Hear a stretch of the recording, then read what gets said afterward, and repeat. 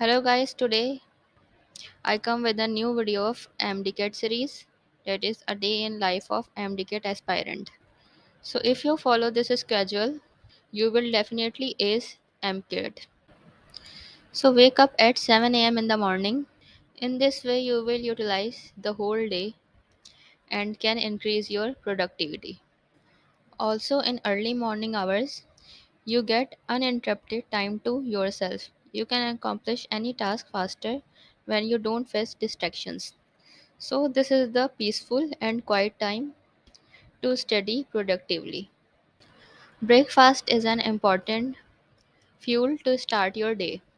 The reasons you should never skip breakfast are: it gives power to your brain, give you energy boost, a healthy skin and prevent weight gain. So, never skip the breakfast. At 8 a.m. start your first study session.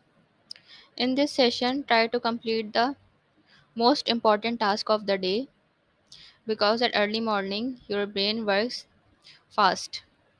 So read the chapter or memorize the topics or cram the topics in this study session.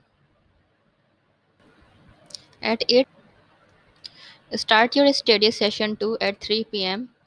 After the lunch, after a small rest or nap, come to study at 3 p.m.